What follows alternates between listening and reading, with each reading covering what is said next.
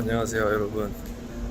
1년차 내과 레지트 정디우입니다. 지금은 시간이 3시 새벽 3시 15분 정도 됐는데 지금 일을 끝나고 응급실 쉬프트를 하나 끝나고 집에 가고 있어요. 아직 응급실을 한 2주 정도 더 남아서 계속 하게 될 텐데 지금은 어차피 집에 가서 바로 자기는 할 건데 이 영상을 이렇게 지금이라도 이렇게 만들어서 영상에 넣을 수 있도록 지금 영상을 찍고 있어요.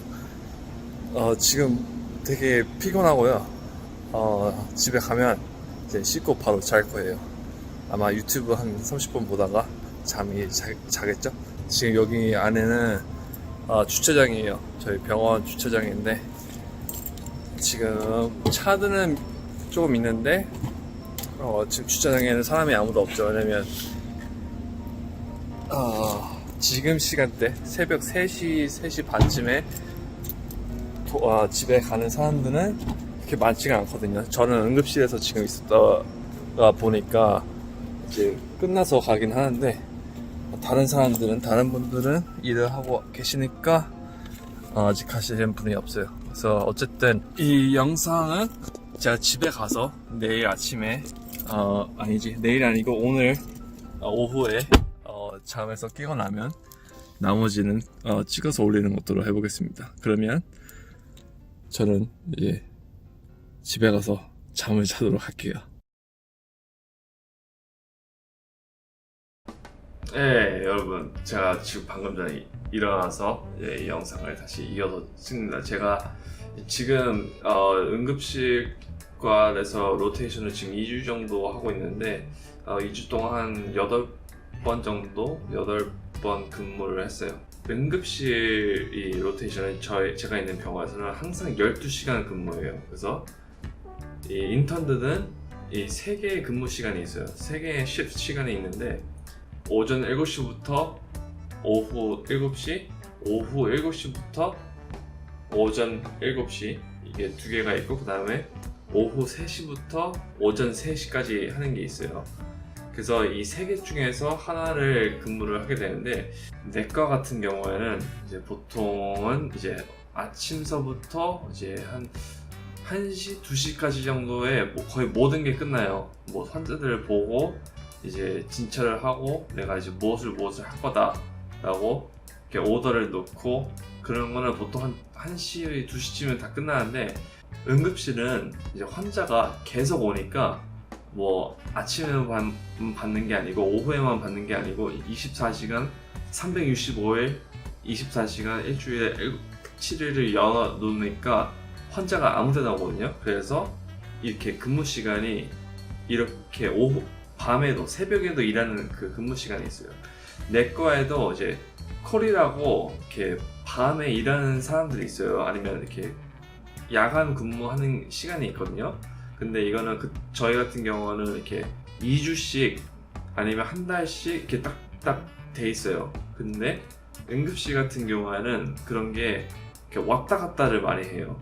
아침에 일어나는 사람이 며칠 후에는 이제 새벽에 일할 수도 있고 새벽에 일어나는 사람이 이제 중간 시간에 일할 수도 있고 이게 많이 왔다 갔다 해요. 그래서 제가 지금 2주 동안 일하면서 제 스케줄을 보여드릴게요. 여기 이렇게 보시다시피 아침에도 일했다가 며칠 후에 오후에도 일했다가 또 이제 며칠 후에는 새벽에도 일했다가 이렇게 왔다 갔다 하잖아요. 그러다 보니까 이 루틴이 안 생겨서 지금 오늘 같은 경우에도 집에 왔을 때는 한 새벽 4시 정도 됐거든요.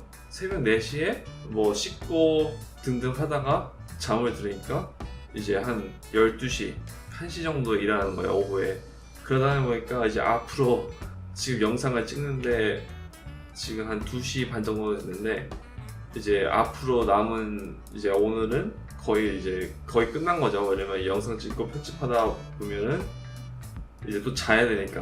내일은 오후 7시부터 오전 7시까지 아침 7시까지 근무하는 게 있거든요. 그래서 오늘 자고 일어나면 이제 활동을 하다가 이제 또 낮잠을 자야 돼요. 그래야 이제 새벽에 활동을 할 수 있으니까, 근무를 할 수 있으니까. 그래서 그게 그 응급실의 좀 단점이에요. 제가 생각하기에는 이제 앞으로 제가 느꼈던 장점과 단점에 대해서 말씀드리자면 그 근무 시간이 이렇게 왔다 갔다 하는 게 좀 많아요. 진짜 전문의가 응급실과 전문의가 되더라도 그때 되면 조금 더 잘 컨트롤할 수 있는 게 있겠지만 응급실과 의사분들도 이렇게 아침에 일해야 될 때도 있고 꼭 새벽에 야간 근무를 해야 되는 경우도 있어요. 야간 근무를 좋아하는 분들 계세요. 그래서 그분들이 야간 근무를 더 하려고 하세요. 하지만 그럴 경우에도 한 달에 15번을 일해야 된다 하면 13번은 야간 근무를 할 수 있어. 근데 그 중에서 어쩌다 보니까 스케줄을 짜다 보니까 2번은 아침에 일해야 될 경우도 있고 아니면 오전에서 한 7시부터 7시 저녁 7시까지 일하는 걸 좋아해. 그래서 그거를 13번을 하더라도 어쩌다 보면 이제 오후 이제 새벽에 일해야 될 경우가 있어서 그게 응급실의 좀 단점이에요. 이 스케줄이 이렇게 왔다 갔다 한다는 게.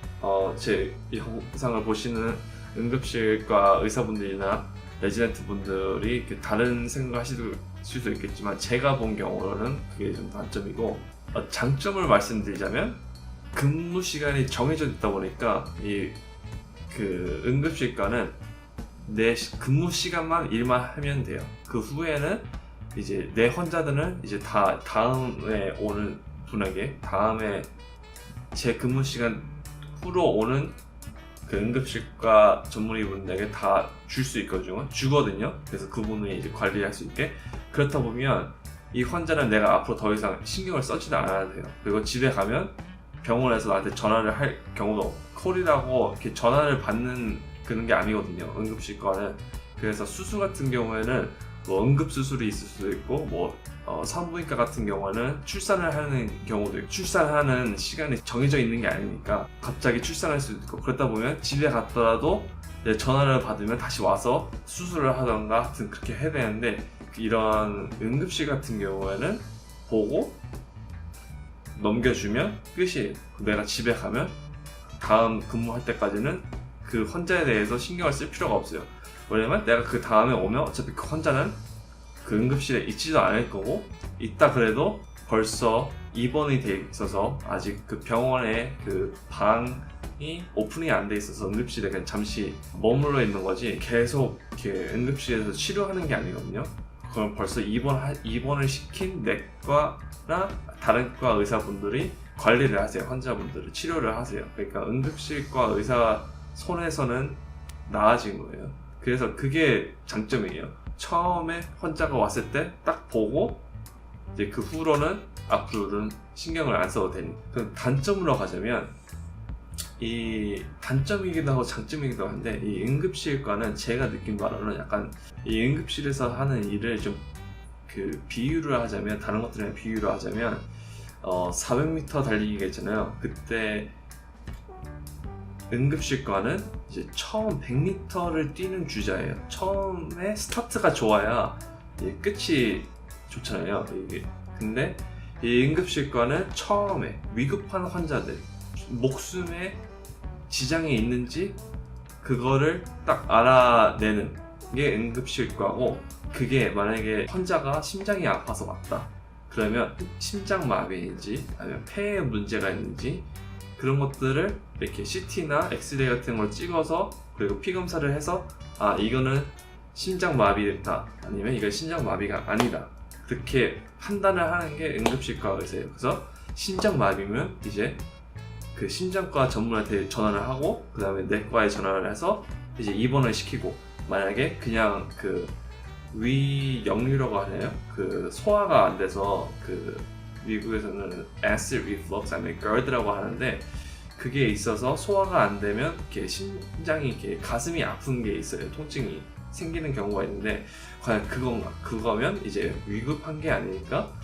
그냥 그 위액 억제제 그거를 주고 집에 보낸다, 이렇게 하는 거지. 피가 모자른다 그러면 이제 피를 공급해주고, 그 다음에 또 누구한테 다른 전문가, 그 위장내과 같은 분들에게, 전문의분들에게 전화를 해서 이분은 피가 이제 모자르다, 그래서 지금 피를 토한다. 그러면 이제 그 위장내과에서 그 환자분을 입원시켜서 위장 내시경을 하든 대장 내시경을 하든 그렇게 해요. 나머지 300m 남은 거는 300m에서 한 200m는 이제 내과에서 관리를 하고, 이제 한 100m는 이제 외과에서 관리를 하든가, 아니면 나머지 100m도 이제 내과에서 마무리하든. 그래서 이게 장점일 수도 있고 단점일 수도 있어요. 어떤 분들은 이제 위급한 거는 이제 끝났으니까 이제 건네주면 이제 나도 이제 다른 환자를 볼 수 있으니까 그게 장점이라고 생각하시는 분들도 있는데,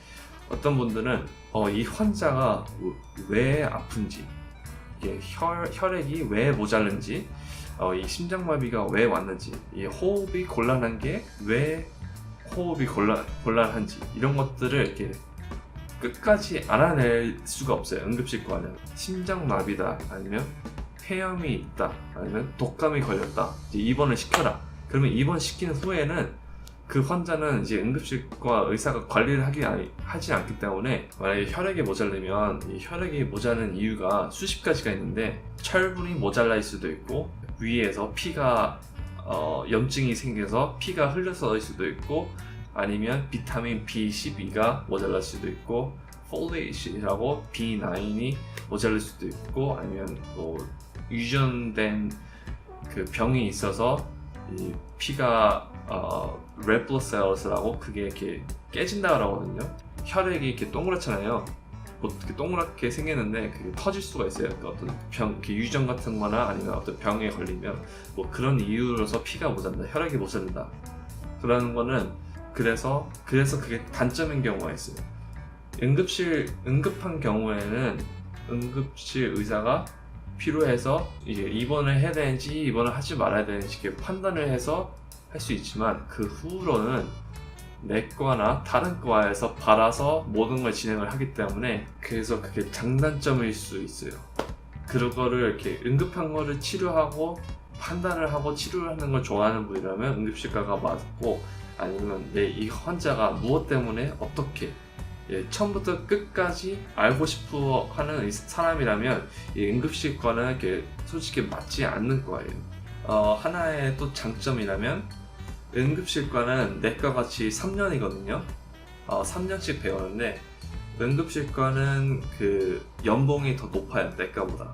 그냥 보통 내과보다, 내과 전문의보다 그냥 3년 한 응급실과 전문의분들이 돈을 더 많이 받아요. 그 이유는 제가 알기로는 이렇게 환자를 보는 것도 많고, 그 시술을 많이 하기 때문에 이 시술을 많이 해야 돈을 받거든요. 그래서 수술과 분들이 돈을 많이 버시는 이유가 그 수술을 많이 하기 때문에, 시술이나 수술을 하면 돈을 병원에서 더 많이 받아요.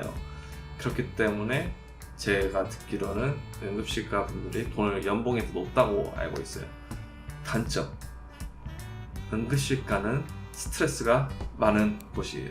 왜냐하면 위급한 환자들도 많고, 그리고 이 위급한 상황을 좋아해서 응급실과를 했는데, 제가 듣기로는 85%에서 90% 정도는 별거 아닌 것들이라 그래요. 이제 그 환자가 온 이유가 그게 약간 이렇게 팔에 놀다가 팔에 긁혀서 살짝 찢어져서 그걸 꼬매야 되는 것도 경우일 수도 있고, 아까 말씀드린 것 같이 이렇게 위액이 이렇게 역류해서 그게 그것 때문에 통증이 있어서 오신 분도 있고, 아니면 콧물이 좀 나서 오신 분도 있고, 어떤 분들은 그냥 내가 임신을 했는지 그 검사하기 위해서 오신 분도 있고, 어떤 분들은 그냥 담이 걸려서 오신 분들도 있고, 이거 다 제가 본 경우예요. 그래서 그런 것들은 이렇게 위급한 게 아니잖아요. 물론 하나하나 중요하죠. 하지만 이 응급실과 의사로서는 이거는 그냥 좀 내가 보기에는 그 환자의 가정의학과나 그런 의사분들에 가서 이제 예약을 하고 가서 진단을 받으면 될 거를 응급실과에 오시기 때문에, 이거는 좀 그 레벨이 있거든요.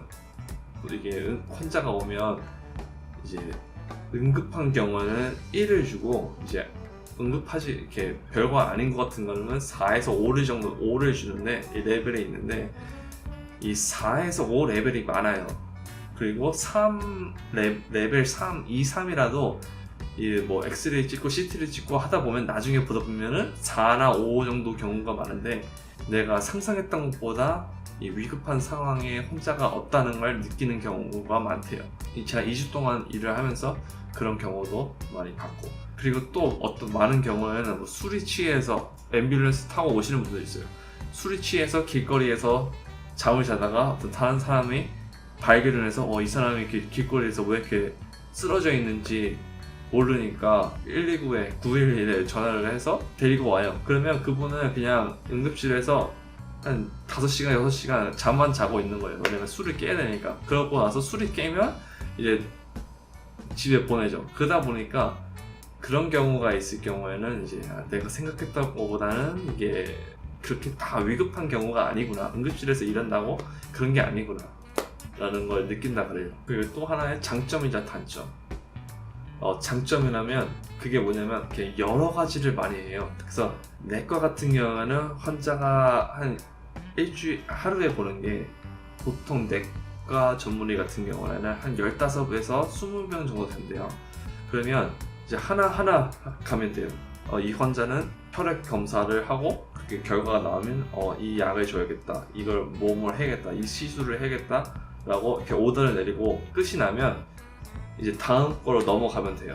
다음 환자로, 두 번째로, 그 다음에 세 번째로, 네 번째로 이렇게 넘어가면 되는데, 응급실 같은 경우에는 한 번에 여러 명을 봐요. 그래서 1번 방에는 뭐 팔이 부러져서 온 환자도 있을 테고, 10번 방에는 뭐 심장마비가 있어서 온 환자일 수도 있고, 뭐 9번 방에는 독감이 걸려서 온 환자도 있을 수 있고, 그렇다 보니까 이제 위급한 환자들을 먼저 보면서 또 그거 위급하지 않은 경우라도 그거를 환자를 봐야 되니까 여러 가지를 봐요. 그래서 한 명을 보고 한 명을 다 끝나고 다음 사람으로 넘어가는 게 아니라, 이 한 명의 CT를 보다가 다른 사람이 이렇게 오면 그걸 보고 그걸 또 그 CT를 봐요. 근데 이제 위급한 환자가 와. 그러면 지금 보던 거는 다 이제 스탑을 해놓고 이제 위급한 환자를 보러 가. 그 다음에 위급한 환자를 보고 다시 왔어요. 이제 그 위급하지 않은 환자들을 이렇게 피검사 결과 나온 거를 보거나 그러려고, 그러다가 보니까 이제 또 다른 심장마비가 와, 아니면 인공호흡을 해야 되는 환자가 있어. 그렇다 보면 이렇게 되게 왔다 갔다 그래요. 그래서 저는 좀 조용한 데서 일하는 걸 좋아하는데, 응급실은 진짜 24시간 조용할 틈이 없어요. 항상 전화벨이 울리고, 항상 이렇게 말을 하고, 이렇게 서로 간에 이렇게 말을 하고, 이제 간호사들이랑 말하고 등등 말을 하다 보니까 진짜 시끄럽고 약간 혼란스러워요. 그래서 이 멀티태스킹을 잘 해야 돼요. 여러 가지를 한꺼번에 많이 할 수 있는 분들이 이 응급실에서 일하는 거를 저는 추천해요. 그런 것들을 싫어한다면 응급실과는 추천을 드리지 않아요. 그래서 제가 이렇게 좀 간단하게 응급실에서 일한 후기와 이제 지금 장단점에 대해서 말씀드렸고, 앞으로도 2주 정도 더 일을 해야 되는데, 제가 이 다음 영상을 언제 찍을 수 있는지 잘 모르겠어요. 이 스케줄이 좀 너무 왔다 갔다 그래서 언제 영상을 찍을지 모르겠는데, 이 다음 영상을 그때 찍도록 해볼게요. 어쩌면 이 영상 끝나고 바로 찍을 수도 있어요. 아마 그럴 수도 있어요. 그래서 어쨌든 저는 다음 영상에서 다른 주제를 가지고 돌아오겠습니다. 그럼 다음 영상에서